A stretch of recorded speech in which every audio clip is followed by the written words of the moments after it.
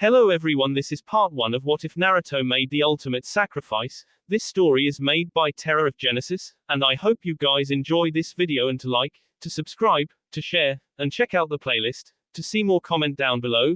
Now let's start the intro. They call me a god. They call me a god.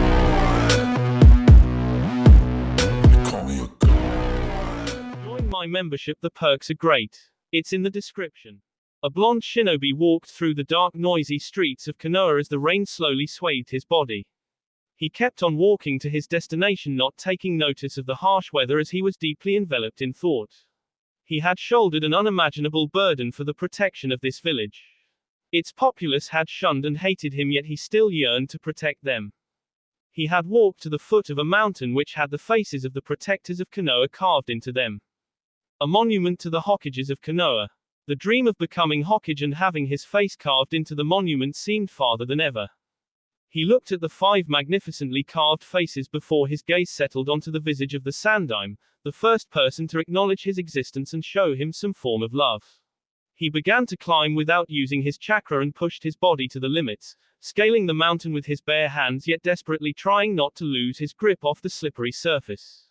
He finally made it to the top and looked back over the village of Konoha. He could see all the lights in the village, from the market streets to training grounds. The rain was relentlessly pouring down. The blonde shinobi looked on, admiring the sight, not caring about his drenched state. He walked until he was standing on top of the Yondaime's head, the man who had been protecting this village and sealed a demon within him. He collapsed onto the ground in a sitting position as the exhaustion of his body and the realization of his situation dawned on him. He had lived a life that no child should have to live, yet his experiences taught him wisdom which few people had. He closed his eyes to reminisce. Flashback. A boy of 12 walked into the Hokage's office and looked at the old man sitting behind his desk. He had just learned that he was the container for the demon Kyuubi which attacked the village 12 years ago. Naruto-kun, please have a seat. Naruto complied with his request and sat down before hesitantly asking something which he desperately needed to know the answer to, yet he was afraid as to what it might be. He was staring into the eyes of the man who had made his life somewhat bearable and shown him love. Sandaime Gigi, do you hate me for what I am? The Hokage looked at the boy's eyes full of remorse and hurt before he got up and motioned for the boy to follow. The blonde-haired child followed him, hurting from the lack of an answer. They walked to the back of the Hokage tower until they were on a large balcony foreseeing the monument to the Hokages. Naruto, do you know who these people were? He looked at the old man dubiously before he voiced his reply. Of course, they were the Hokages of Konoha, those who had respect and recognition. The Sandaime looked at the boy. Being Hokage earns you respect and recognition, but it also means that you must protect what you hold precious with every fiber of your being. As a Hokage, you shoulder a heavy burden with the task of protecting your village. That is something you hold in common with the Hokages. Naruto looked down, refusing to let any tears escape from his eyes, before the Sandaime continued, you bear the burden of Kyuubi. Every day you protect Konoha by refusing the demon freedom. You asked whether I hate you. The Sandaime walked over to Naruto until he was directly standing in front of him and placed his hand on his shoulder. I have always accepted you, Naruto, for what you are, a hero to this village. A huge smile spread across the blonde boy's face before he hugged the old man who was like a grandfather to him. End flashback. Naruto opened his eyes as a single tear trickled down his cheek, quickly mixing with the droplets of rain. He remembered the previous mission he partook in with some of the strongest shinobi in Konoha. The objective was to kill Orochimaru, and for him personally to fulfill a promise that he had made to a friend. The battle was fierce with some unexpected visitors which led to unexpected complications. The team from Konoha consisted of the Rookie 9 along with the previous team leaders, Team Guy, the legendary Sannin Jiraiya and the Godime herself. The battle would have been easier if it had not been for the interruption of 3 S-class criminals part of the organization Akatsuki, Uchiha Itachi, Hoshigaki Kisame and Hidden. The mission of the Akatsuki was also to get rid of Orochimaru, however, due to the presence of Kyuubi's container, another priority was added to the list. Naruto managed to stop Orochimaru from performing the technique required to take over Sasuke's body. However, everything broke out into a small war. Kakashi, the former sensei of Team 7 along with Uchiha Sasuke, engaged Itachi. At first Sasuke refused to have any help in defeating his brother and avenging his clan, however he soon realized that he needed aid in order to survive the D-force that was Uchiha Itachi. It was a tiring battle with colossal amounts of chakra dispersed, and in the end Sasuke managed to land the final blow to end his brother's life, accomplishing his goal. Team Guy fought Hoshigaki Kisame along with help from Inuzuka Kiba and Hyuga Hinata. However, Kisame showed exactly why he was a member of Akatsuki when proving to be a formidable match. Team Guy gave everything they had to defeat their opponent, which left them in near-death states, especially in the case of Maito Guy, who opened several gates in order to K the sword-wielding warrior. Hiden, who had survived a previous battle with Konoha's forces, which were led by Asuma, unlike his partner Kakazu who was K, now had the opportunity for a rematch. His opponents were Asuma and his team along with Yuhi Kurenai and Aburame Shino. The Akatsuki member put up a strong fight, either Konoha Nins drastically, however in the end the numbers game was even too much for him to overcome, which resulted in his ultimate downfall. Sakura engaged a fellow medic Nin and Orochimaru's right-hand man Kabuto in one-on-one combat. The fight was on equal parameters and Sakura showed how far she had developed her fighting skills under the tutelage of the god Im. Nonetheless, her brains were the deciding factor in the outcome of the battle, as her quick thinking allowed her an advantage to finish Kabuto off once and for all. Jiraiya and Tsunade fought their former teammate Orochimaru, themselves displaying power worthy of their reputations as dominant forces. However, the two Sanins had difficulty in defeating Orochimaru as they were long past their prime, whereas their former teammate had time on his side. However, Orochimaru's overconfidence led to his downfall and painful death. However, the strongest and most formidable opponent, who was not on the battlefield to begin with, was left to face off against a shocked Naruto due to Orochimaru's Kuchio's Edo Tensei technique, which reincarnated the strongest shinobi to have ever been born into Konoha, the one who had chosen Naruto with the burden of Kyuubi, none other than the yellow flash of Konoha himself. The battle was protected by a seal made to prevent any others from interfering. Everybody who had finished the battles except for the Sanins looked on in horror as the emotionless shinobi proved to be too strong for Naruto, quickly pummeling him into the ground and him severely. However, Naruto's desperation made him call upon the power he refused to use, the power of the nine-tailed demon Kyuubi. Naruto underwent a transformation that had never before been witnessed. His body was swallowed in darkness as his face grew longer and canines grew. He howled in pain as six tails of chakra whirled around mercilessly. The transformation left Naruto looking more beast than human as he engaged in the second round of his fight with the Yondaime. The yellow flash, however, still managed to put up a fight, quickly hurting the transformed Jinchuriki even more as the transformation took its toll on Naruto's body. The blonde boy of 15 unleashed his final attack on the Yondaime, successfully dispatching the kunai lodged in his neck, which made the Yondaime's form fade, revealing the sound Nin used for the sacrifice. He was saved from certain death as the Godime worked relentlessly to heal his W, refusing to lose another precious person. Her work paid off as Naruto survived the fatal encounter and the shinobi returned to Konoha. It had been 2 weeks since he had recovered, yet the other shinobi involved in the mission needed more time.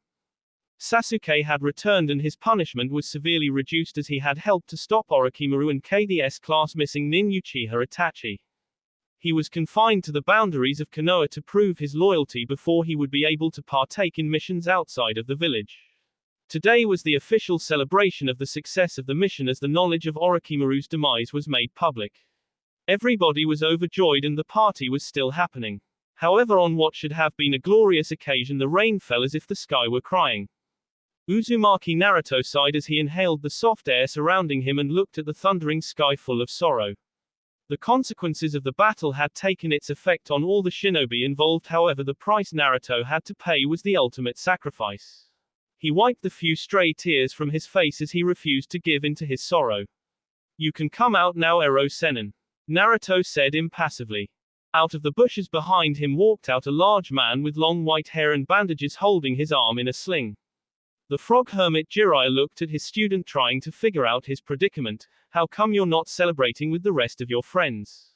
He walked over to his student and sat down next to him before the blonde-haired shinobi replied. "Shouldn't you be asking yourself that same question? I was celebrating until I recognized your absence. You should carry on and not stop just because I wanted to be alone for a while. That's the problem. Why do you want to be alone? These past couple of days you've seemed less happy. How would you know? I feel fine. Naruto, your mask may have fooled the others, but I've been around you long enough to understand when you are hurt.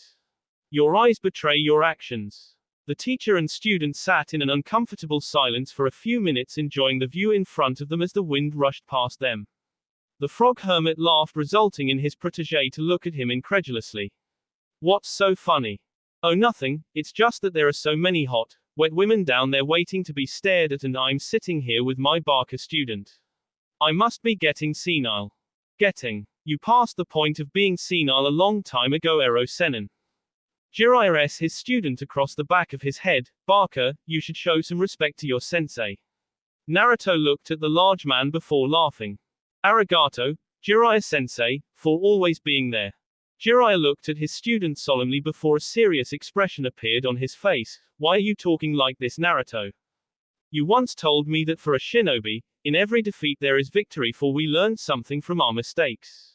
The more we the more we lose what makes us human, as we lose the concept of exactly how precious a human life is. You also said that in every victory there is defeat, as more stains our hands.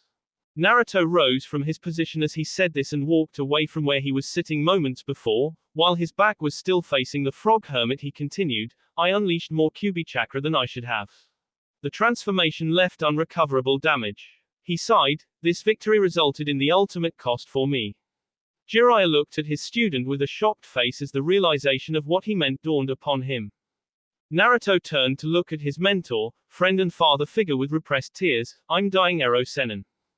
Jiraiya felt as if the weight of the world fell upon him. The death of his former student had a heavy impact on his life and resulted in him leaving the village. He didn't want to experience another one of the people he held precious to lose their life prematurely, but he couldn't do anything about it.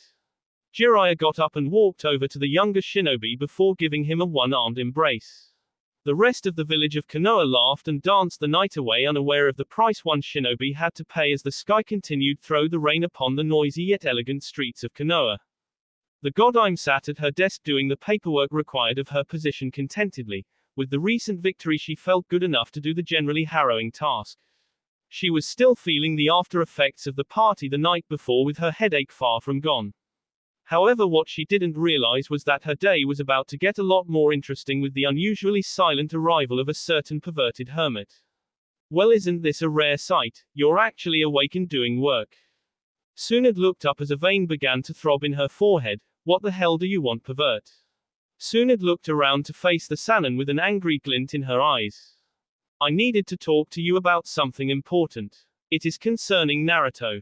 Tsunade felt the urge to strangle the author of the infamous Ica Paradise Fade while her mind got interested at the mention of Naruto's name. She put her chin on her hands while her elbows rested on her desk before asking a question. Is it to do with why he wasn't at the party yesterday? After all, it is a little bit strange for the most hyperactive ninja to be absent from one of the biggest celebrations this village has had since I became Hokage.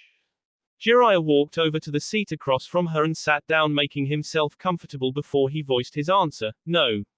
He lied with a simple yet firm response. Tsunade sat back. Well, if you say so, but do you know why he was absent? I mean, it's not every day that a super pervert like you gives up the opportunity to see women dancing in drenched clothes. Jiraiya's eyes showed a hint of sadness, then pervertedness at the last part of the busty blonde's words as he tried to imagine what he had missed. He quickly shook the thoughts away. I was absent because I had some personal business to take care of, and Naruto went home to rest as he was tired. Jiraiya hoped that his partial lie had worked as Tsunade raised one of her eyebrows questioningly before he continued. Even for a person with a high healing rate, a battle can be tiring. That's the last question I'm going to answer, as this is beginning to turn into some sort of weird interrogation and I'm the one who came to ask you something. Tsunade looked at him as if to say, well, what the hell do you want? I wanted to know what Naruto's diagnosis was after he left the hospital 2 weeks ago. After all, I'm his sensei and I needed to know whether he is fit for training. Jiraiya was quick to add a reason to hide his true motives. Tsunade simply began talking in a professional tone, losing all informalities. His diagnosis showed that medically he is at full health. He has made a complete recovery and his eye have been healed. However, due to the fatigue he had experienced from the battle, his body may have needed a couple more days to become fresh again. However, he was discharged from the hospital 2 weeks ago, which gave him the sufficient time required to return to 100% efficiency. But from the fact that he left early yesterday to respite is a possible indicator that he needs more time. Tsunade explained thoroughly yet simply for Jiraiya's benefit, showing her rare moments of calm and collected knowledge and also why she was chosen to be the Hokage of Konoha. Her eyes turned protective like that of a mother before she said her final statement. I personally think it is best for him to take a little break from training. I believe it is in your best interest as well. She sent Jiraiya a threatening glare. Jiraiya got up and walked to the window. That's all I needed to know, and don't worry about the training. I'll let him rest, he's earned it. But before I leave, Jiraiya looked back the sitting blonde woman with a perverted glint in his eyes. How drunk were you yesterday? As Jiraiya started to fantasize about a drunken Tsunade, he failed to recognize the said person move from her seat and deliver a painful punch to his wrinkled features, which sent him soaring through the window rapidly to an unknown destination. As Tsunade managed to control her fuming anger, she began to think rationally, finally reaching the conclusion that she wasn't told the entire truth by her perverted ex-teammate. She felt the hair on the back of her neck stand up as she began to wonder how well Naruto actually was. Naruto was sitting at Ichiraku while eating his second helping of ramen relentlessly, while the old man and his daughter Ayami carried on working, not staring at the normally bewildering sight that was Naruto eating ramen. However, the slightly frightening spectacle was interrupted by a silver-haired Junin with the all-too-familiar orange book in his hands. Yo! He casually waved whilst walking in and sitting next to Naruto, completely ignoring the coughing from the blonde genin who was desperately trying to stop choking. The former Anbu waited for his student to stop choking and the eventual outburst, but it never happened. Naruto simply collected himself before asking him what he was doing here. I was just a little worried about your absence yesterday, so I thought I'd come check to see if everything's okay. The whisker-marked boy looked at him quizzically before realizing that the Junin wanted an answer. Oh, yeah, I'm great. I was just tired, so I thought I'd rest up a bit. The blonde boy finished paying for his meal, leaving his sensei wondering whether everything in actuality was all right. Naruto carried on walking towards his destination whilst remembering the earlier discussion he had with his residential demon in the morning. Flashback. Naruto found himself walking uncomfortably down the all-too-familiar pathways towards the Kyubi. He surveyed the area through which he was walking through, as it seemed even darker than usual since his last visit. He finally reached his goal as he stood in front of the large towering gates which separated him from the humongous chakra radiating evilness. He sighed as he contemplated how to appropriately start his conversation with the proud demon. However, he never had the chance to say anything as the familiar presence hidden by the gates walked towards him to become visible to the young ninja. Well, if it isn't the foolish mortal. I wonder what could be so vital that I'm annoyed with your pathetic presence once again. The towering Kitsune waited as if expecting some sort of response, however none came. What's wrong, brat? Run out of gas to fuel your weak insults. Naruto looked at the demon fox with blue eyes devoid of the usual energy and life. I came to ask you why I'm not healing. He kept on looking into the large eyes of the fox for a few minutes before he got a reply. You unleashed more of my chakra than your body could withstand. You're still developing your chakra coils so they are weaker and more susceptible to damage. Unlike others, due to the seal placed onto you by that imbecile who sealed me, your coils are developing so they will eventually be able to withstand the power of my chakra. The seal was made so that your body would adapt to the state required in order to control my chakra before your and my chakra would finally begin to merge into one. However, you stayed in your transformed state for too long, which resulted in your insides being damaged beyond recognition. I'm using my chakra to keep you together, but eventually the inevitable will occur. I will die, Naruto said sadly before he suddenly began to laugh. Even though you don't show it, I know you're hurt by this as well. After all, it's not every day that you realize you've not got long left to live. You're meant to be immortal, but now you're going to suffer the same fate as a pathetic mortal like me. Naruto looked at the Kyubi whose eyes were filled with unbridled anger. Do you feel weak or maybe even helpless now? At least I haven't given up. Maybe you should. After all, there is one destiny that everyone shares, and that is death. As Naruto said this, he felt his heart pang with hurt like never before. Listen to yourself. Since when have you ever believed in destiny? The demon spat out in disgust. Since destiny dealt me the death card. You're pathetic. You always go on about never going back on your word and never giving up, and here you are in front of me like the helpless child you were all those years ago. Have you forgotten your way of the ninja already? Have you forgotten your dream? The demon Kitsune looked at the broken shinobi in front of him, awaiting a response. How am I going to achieve a dream that seems farther now than ever? I haven't forgotten my dream, but I now realize it's something that's not supposed to happen. You believe that you don't control your own destiny. After all these years, you're going to lose faith in yourself and give up on living. Is this what you want? To prove to everyone that you are what you've tried your whole life to avoid becoming, a failure. Naruto looked up at the Kitsune as the word failure gripped his undivided attention. Your dream may seem unreachable now, but do you want to be remembered for nothing at all? You want to give up on what time you have left and wallow in your misery. You may die, but at least die with honor. Naruto looked into the Kitsune's eyes as the demon showed him a side that he had never seen before or even know existed. The demon's chakra flared before he continued. Remember one thing that may have passed your mind. The enemy is still out there and they're still after my power. They won't stop and they will come for you. Akatsuki may have been with the loss of another 3 members, but they're still more than capable of unleashing destruction on this dismal village. They will kill all who get in their way, even your precious people. Are you going to sit idly by like a coward and let that happen? The demon's chakra stopped flaring as he turned and began to walk in the opposite direction, delving deeper into the dark confines of his cage until he was out of sight, leaving a shocked and guilty Naruto contemplating his words. Naruto snapped out of his trance as the 9-tailed beast addressed him for the last time. You always seek acknowledgement, and you have gained that from few. You are hated by many, yet you desire to protect all. I've never believed a human to be worth my respect, yet I have acknowledged you. However, I am now beginning to think whether that was a mistake. Was it? Naruto looked in disbelief at the words of his dweller, which he was noticeably hesitant to say from the tone evident in his speech. Naruto found himself being thrown from his mind as he regained consciousness.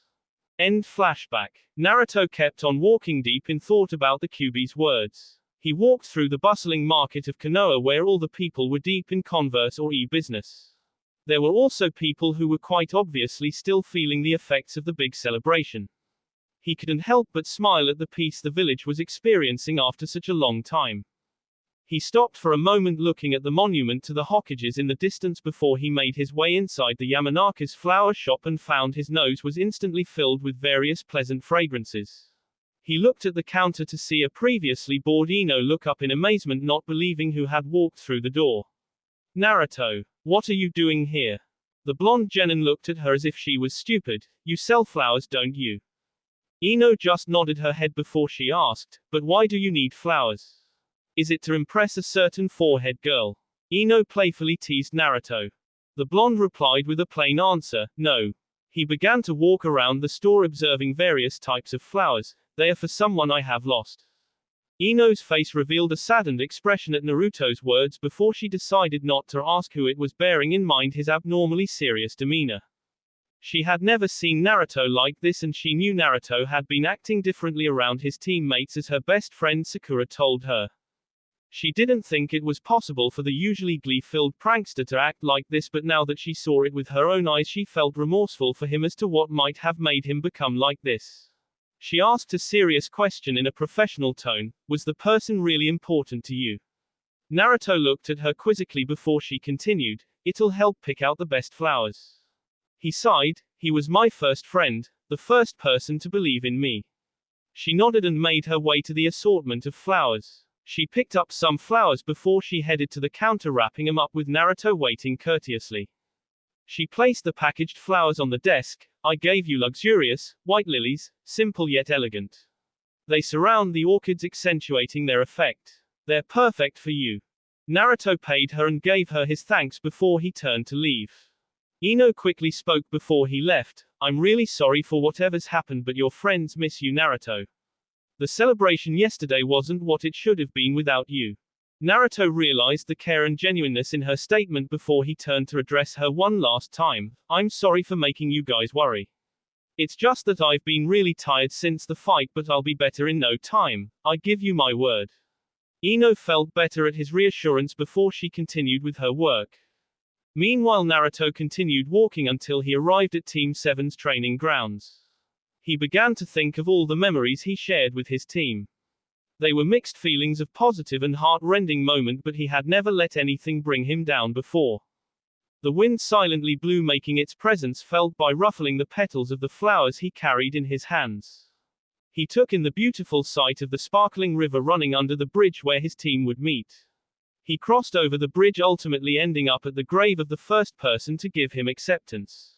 He leant down on one knee, placing the flowers in front of the grace before running his hand over the name carved into the stone, which read, Sarutobi, as more memories of his teachings rushed his mind. You want to be strong, Naruto. But remember one thing, learning all the ninja techniques in the world will not give you true strength. Naruto closed his eyes as tears threatened to spill while he remembered his first friend's words. When you fight to protect those who are precious to you, that is when your true strength will manifest. Unexpectedly, his mind was invaded by the earlier comments of Kyubi. They will come for you.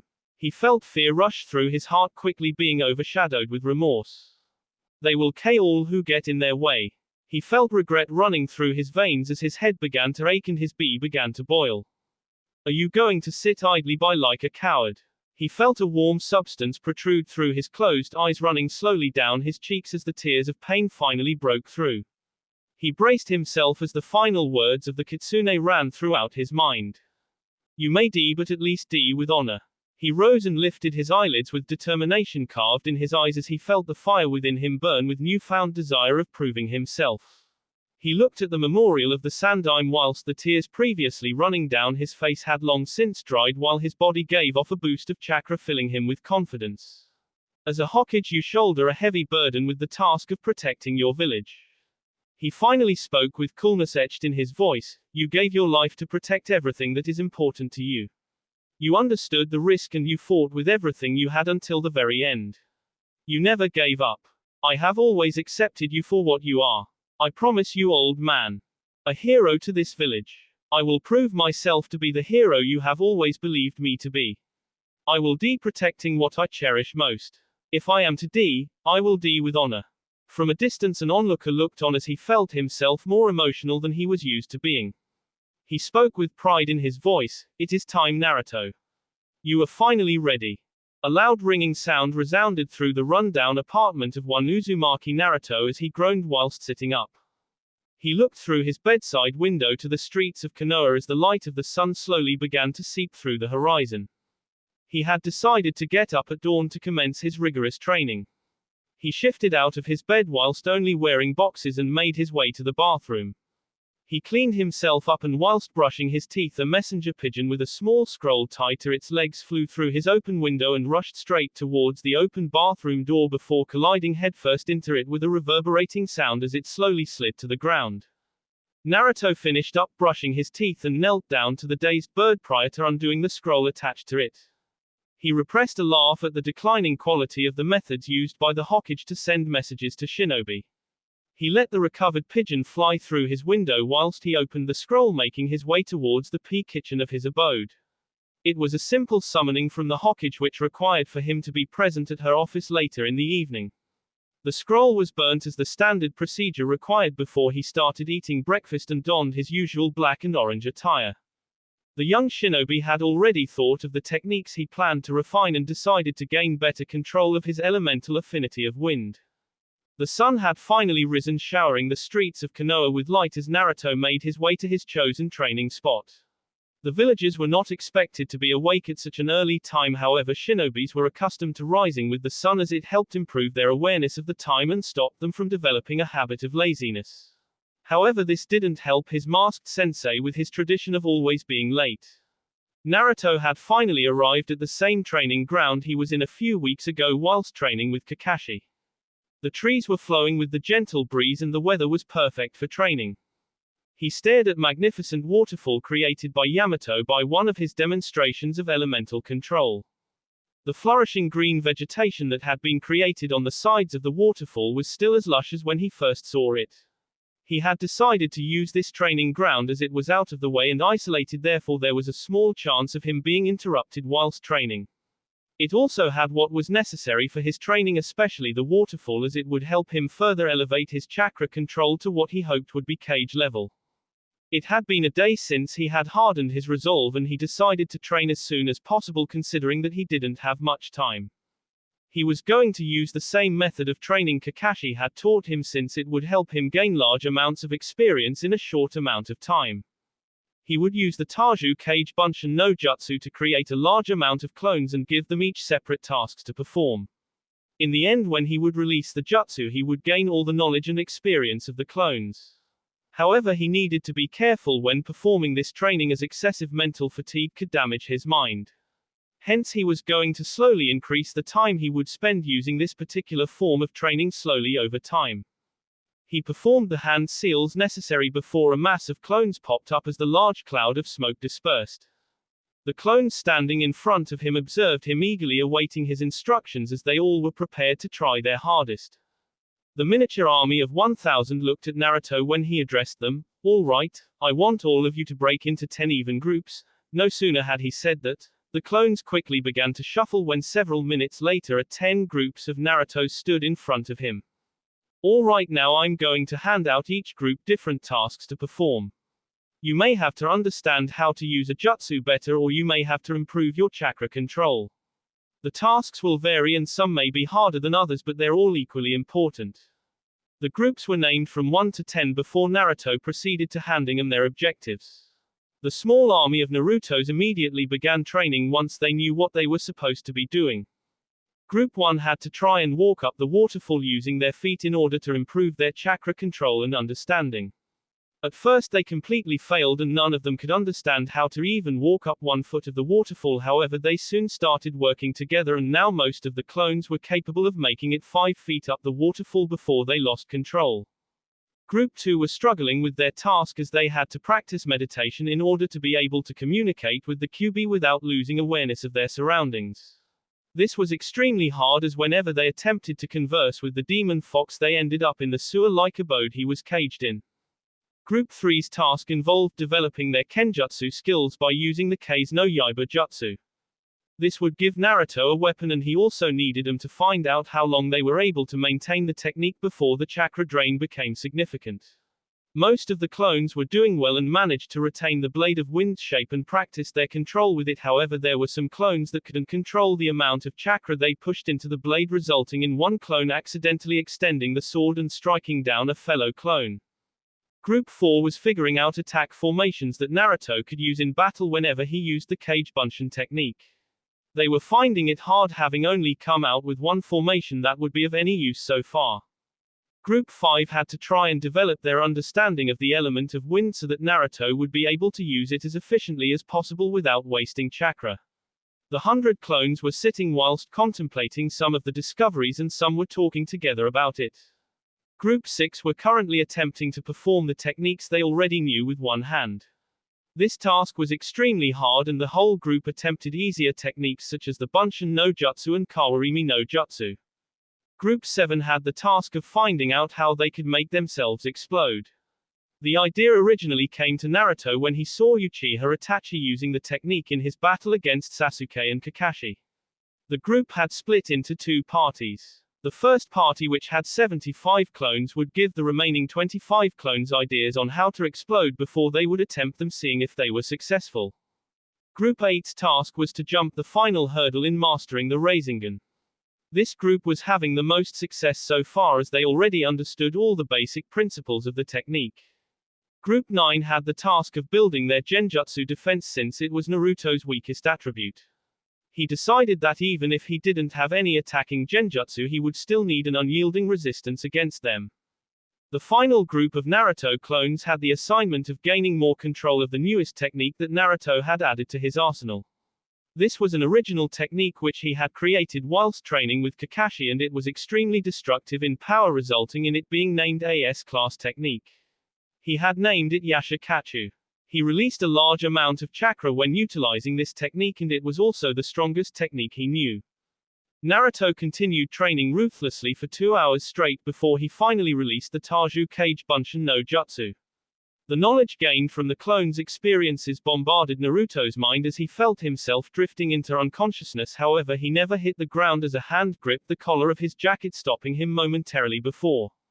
In the dark confines of a cave, 5 figures stood together in a meeting due to the recent developments. The members of Akatsuki all had serious demeanors. So, all 3 of them were K. The leader of the organization stated as he was covered by the shadows of the cave, refusing to reveal his appearance. The man with the Venus flytrap-like structure around his body and went by the name of Zetsu spoke. I have retrieved all 4 rings like you asked for. He then threw the rings to the leader, who quickly caught them before replying. As long as we have the rings, their death is no great loss. The man with the orange mask quickly spoke energetically. I thought Kisame was quite cool. It's a shame he had to die, but that's part of the job, eh? This quickly earned him a smack from his blonde hair partner. You idiot, pay attention to what's important, yeah. Deidara glared daggers at Toby whilst he said this. Zetsu looked at the two with conflicting opinions before the leader of the organization continued. What about the QB container? Has he shown any development? His skills have increased largely, especially his ninjutsu capabilities, and from his battle with the summoned Yondaime I learned that he is now able to withstand 6 tails of the QB's power. However, he can't control himself whilst in the transformed state. The leader contemplated the new information. Well, we shall delay capturing him for now. There are 3 months remaining until the chosen day.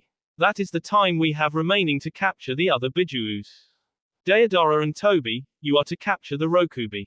Zetsu, your task is still the same. Retrieve the container of the Shichibi.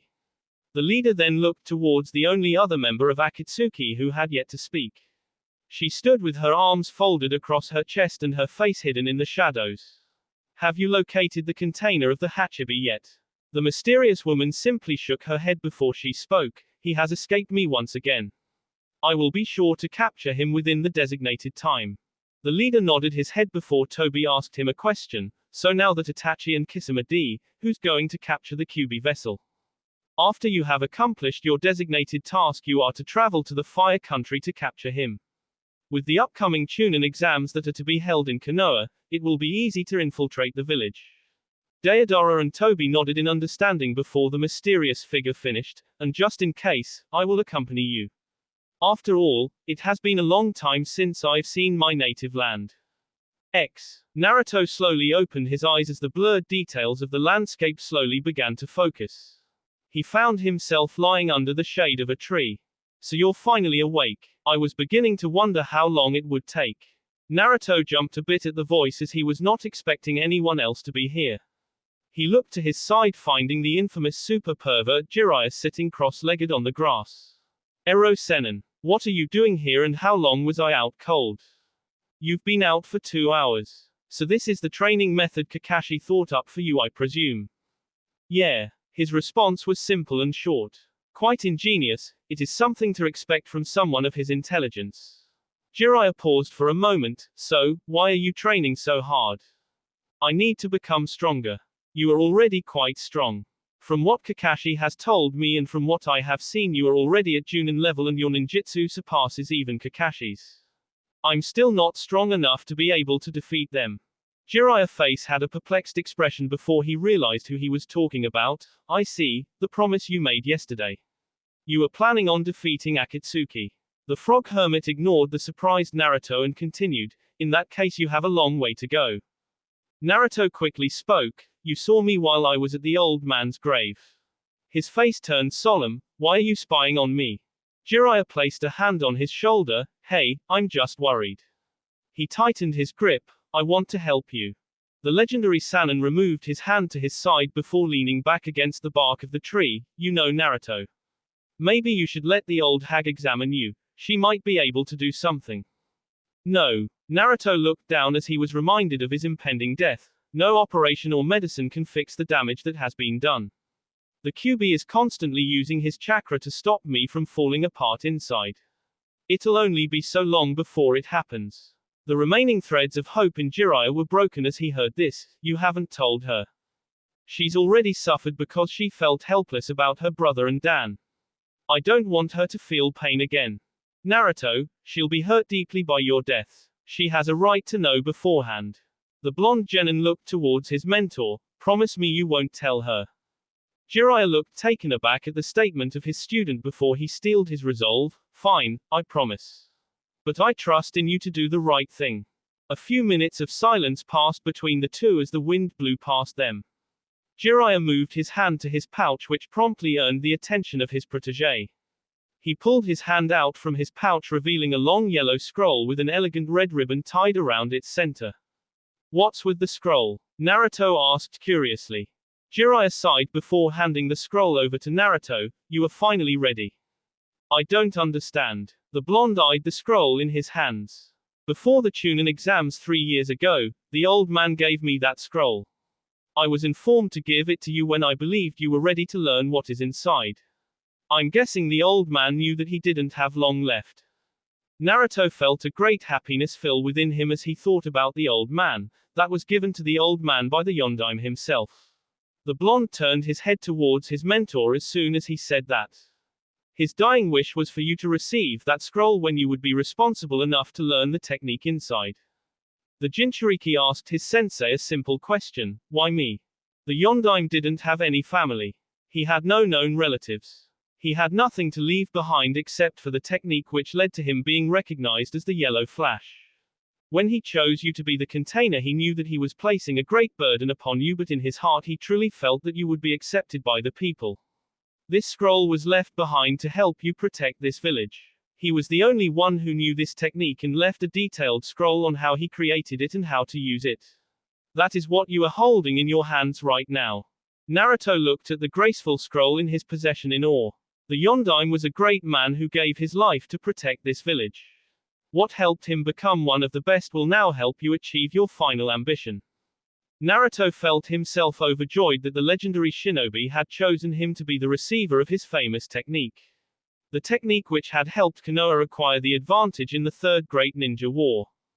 Jiraiya stood up slowly before brushing the dirt off his pants. He looked at Naruto with pride. Every generation a special shinobi is born. Naruto, you are the true inheritor of the Wall of Fire and his legacy. Naruto untied the ribbon around the scroll before gradually opening it and looking at the detailed inscriptions inside. He stared at the writing with wonder before looking back at his mentor with a silent, thank you. Jiraiya couldn't help but feel better at the young blonde's resolve. Even though he was about to lose everything, he was prepared to do anything for his village. That technique takes a great toll on the body. In order for you to be able to successfully accomplish it, you need to physically improve. The vessel of the Kyuubi listened attentively before his sensei continued. As I'm sure you have realized, Kakashi's method of training helps you gain knowledge and develop your understanding of ninjutsu really quickly. It even helps with chakra control, however it doesn't physically improve your body. That is why your speed and strength are still lacking. Yeah, I know. The blonde looked gloomy as he said this, knowing that he needed to improve his physical condition in order to stand up against members of Akatsuki. Even though I'm better than Kakashi-sensei in ninjutsu, he can still beat me in an all-out fight when I'm not using Kyuubi's chakra. That is where I will help you. Naruto felt relief and growled towards his sensei. I have a training method that will increase your physical attributes at an exponential rate. Naruto looked tremendously happy. All right. Now you're talking, Ero Sennin. I knew you'd have something up your sleeve. Naruto stopped and began stroking his chin, contemplating something before he spoke up again. Did you just come out with it recently? The white-haired Sannin replied in a serious manner. Actually, I've known about it for a long time. The blonde looked shocked at the revelation before he had a small outburst. Nani? Why didn't you teach it to me when we were on our training trip? Jiraiya laughed at the blonde genin. Because it's a forbidden method. Sakura walked towards her team's normal meeting place. Ever since Sasuke had returned, everything had to a great extent returned to normal. She felt happy knowing that in the end Naruto had kept his promise and Sasuke himself wasn't as distant as he was before he left. Although he still avoided starting conversations, he wouldn't grunt and turn away whenever he was asked his opinion on matters. Team 7 was reunited and it felt just like the old times when they were together. She saw the bridge up ahead and was surprised to see that only the Uchiha was there and Naruto was nowhere to be seen.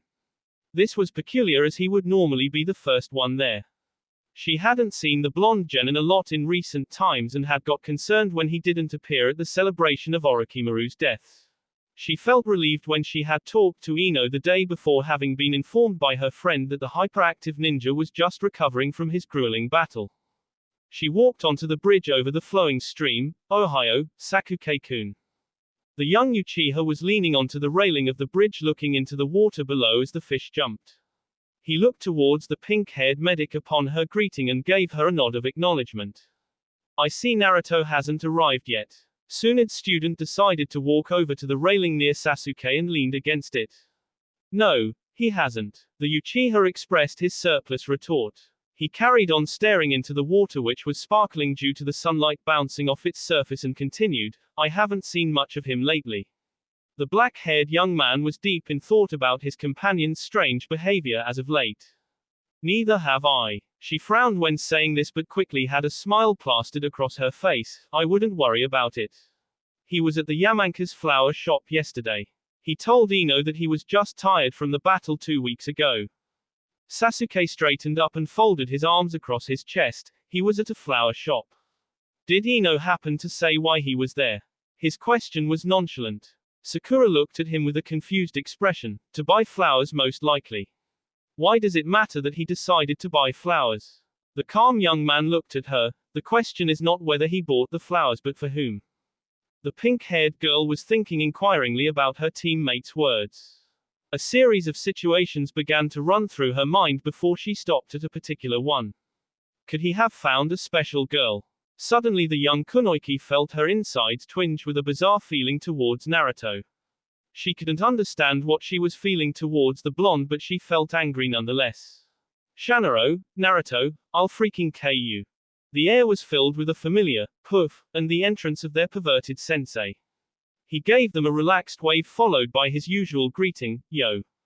He looked in the direction of his two students and found the stoic Uchiha glaring at him, whilst the medic of his team spoke in an icy tone, you're late, Kakashi-sensei. Hey, you see, I was excited at the fact that we were to have our first team meeting in such a long time. I overslept. Sakura looked at the Junin, confused as to what exactly to make of the excuse. Whereas Sasuke just raised his left eyebrow slightly, showing the ex-Anbu that he was skeptical also. The Junin simply cleared his throat. Since Sasuke's not allowed to leave the village, for the time being our missions as a team are constricted to being within Konoha's boundaries. Hence our first mission as a team is to fill in at the academy. He looked at them with his trademark lazy eye. Sakura swiftly spoke, Naruto, that Barker, isn't here yet. She looked towards the entranceway to the bridge, half expecting him to pop up at any minute. The lazy Junin answered the young kunoichi as realization dawned on his face. Oh, the other reason why I was late was because I was summoned to the Hokage's office this morning, being informed that Naruto wouldn't be partaking in missions until later as he is still recovering from exhaustion. Sasuke smirked, whilst inside he was perplexed, since he knew that Naruto would take missions even if he was beaten half to death, especially one as simple as this. Sakura purely spoke her thoughts. That seems strange. Kakashi dismissed his students. Don't worry about it, I'm sure he'll be better in no time. I hope, he added as an afterthought to himself. Come on, we have a mission to complete. With that said, the three ninjas made their way to the academy. Forbidden. The blonde's voice hinted at his confusion and eagerness. Why is it forbidden? Jiraiya merely continued in a professional manner of speaking. This form of training is better than any performance-enhancing drugs or method which would boost your physical capabilities in a short period of time. This, combined with the method that Kakashi has taught you, will propel you to a level which I would struggle against.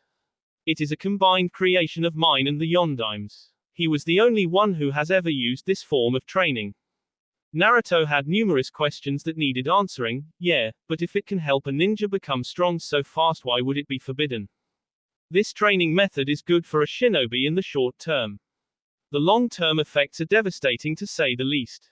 It puts a great strain on your body, thus in the long run your body would become damaged to the point where you would no longer be able to remain a shinobi. Because of this, the Yondaime and I decided it would be best not to use this particular method, considering the fact sacrificing a person's body for a short-term spree of power is not clever. Wait, you said the Yondaime used this method. Wasn't he affected by it? The vessel was impatient for an answer. Yes, I did. He only used it for a few days. When he stopped, he was bedridden for 2 days. However, his strength and speed increased by a large amount that would not be possible if he was training normally. He wasn't affected by it because he stopped before overusing it. We decided after that putting a continuous strain like that on your body would damage your muscles in the long term. The blonde, who was now sitting cross-legged, quickly absorbed the information. I understand. You're teaching me because since I don't have long left as it is, the negative points of the method don't apply to me. The frog hermit gave his student a heart-warming smile. Precisely. It will help you gain the power you need. So what is it? By this time his blue eyes showed the willingness and hunger he was feeling inside as he waited to hear his mentor's words. It is a seal that alters the effect of gravity on your body. The older man kept his eyes pointing away from the younger shinobi as he explained. Wait, Erosenin. Isn't that the same as using chakra weights? Jiraiya started laughing at his student's lack of understanding. There is a big difference, Gaki. When you use chakra weights, they don't affect your body equally. If you place weights on your arms and legs, as you should know, the force that gravity exerts on our bodies is balanced. There is not too much of it, so it isn't hard to move about, and there isn't too less of it so that we float. Naruto nodded his head, absorbing all the information like the proverbial sponge, while the Ika author continued. The seal I will place on you can only be done by someone who is a master of seals. It will tip the balance of the forces so gravity is dominating largely. It will affect every single muscle in your body and you will feel like the ground is pulling you in. There is no respite from this method. Chakra weights only affect you when you move. This will affect you when you attempt to sit down, when you go to sleep. You will always feel the constant effect of being pulled in. Your muscles will never rest whilst you have the seal activated. It takes a great deal of willpower to be able to sustain this form of training, but I believe in you to be able to do it. Naruto knew that this would be the single hardest form of training he would ever experience, however he had to partake in it to become strong enough to finish off the Akatsuki.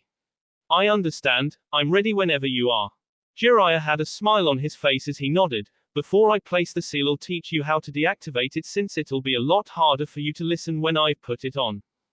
Deactivate. I thought I would keep it on continuously. Jiraiya looked at his student as if he was stupid. Barker. Haven't you been listening? Your muscles will never get the chance to rest whilst the seal is activated. It is important for you to deactivate the seal for a full 24 hours once a week so you can rest up and get used to your body's improvements.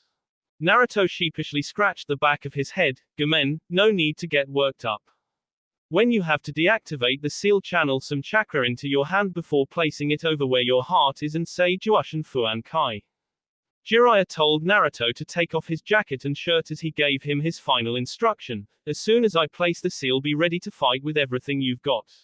If you're not careful, this method could KO you. Be aware at all times. Naruto got ready, placing himself directly in front of Jiraiya before a glow began to appear on the Sanin's hand. Juushin Tonkyu Fuan. The legendary ninja drove his hand into the blonde's chest above where his heart was. Naruto found himself flying backwards from the force of the technique used on him and landed on his back. He turned onto his hands and knees before remarking, "That wasn't so bad." He couldn't finish his sentence as there was a small flash on his left pectoral before an intricate set of patterns appeared and he felt himself be pulled into the ground. He collapsed under the pressure, falling face first into the ground with heavy impact. Naruto! Jiraiya cried out in concern. Nara Shikamaru was on the porch of his house playing a game of shugi with his sensei. The lazy Chunin kept a laid-back expression on his face before making his move.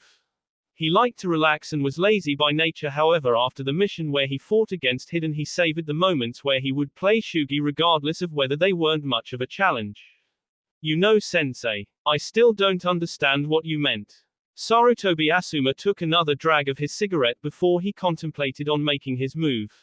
I thought you would have figured it out by now. He looked at the board intently whilst trying to make a suitable move that his student wouldn't easily counter.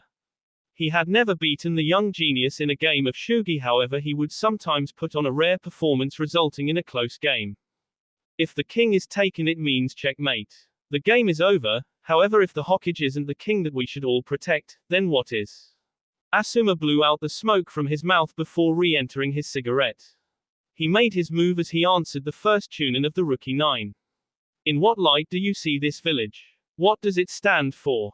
What is so important that it can't be replaced? After you can answer those questions for yourself, you will understand. Shikamaru began analyzing the questions he would need to answer in order to understand fully the concept that his sensei was trying to drive into his head. They continued playing shugi whilst Shikamaru tried to solve what in his mind was the hardest problem he had ever come across. Jiraiya moved forward but stopped when he saw Naruto struggle against the force being applied on him. The blonde tried his hardest but felt as if all his muscles would be ripped from his body. He was feeling pain all over his body as he slowly moved his hands into a press-up position to try and hoist himself back onto his feet. The white-haired ninja stepped around Naruto so he was standing a few feet away from his head. He bent down on his knees before addressing his apprentice who was sprawled out on the ground. Don't become impatient, Naruto. Take your time to understand how to work around the seal. Even the Yondaime couldn't get to his feet until a good 7 or 8 hours had passed. The blonde moved slowly, inches of his body were complying with his commands. He felt as if half the bones in his face had been broken. His fall into the ground at such a fast rate had left a small crater around his body. He knew that this would take everything he had and would be tremendously hard. Sweat drifted from all parts of his body as the minutes dragged on by, while he was feeling as he was fighting for his life. He found himself experiencing a variety of emotions shifting from helplessness to anger and then to defeat. No, he couldn't give up as the very path he had walked his whole life prevented him to do so. He wouldn't go against his nindo. Ugh. Through all of his strength he moved his legs upwards to try and put his knees below him. He managed to get his right knee under himself while his left leg was still behind him. Jiraiya looked on at his student with awe and admiration at his determination. You've suffered so much, Naruto. But you've never given up even after life throws so many obstacles in your way. After struggling for a few more minutes, the blonde managed to get both his knees underneath himself as he tried to lift one of his knees so that his foot would be flat on the ground. Kuso, the genin had another burst of energy and he threw all of it into moving his foot onto the ground in a flat position before attempting to stand. The legendary Sannin looked on proudly at the container's progress. He had in 3/4 of an hour got into a position to nearly stand up, a feat which had taken the Yondaime himself 3 hours to accomplish. No matter what the villagers have said, slowly they are all beginning to realize. I believe in you.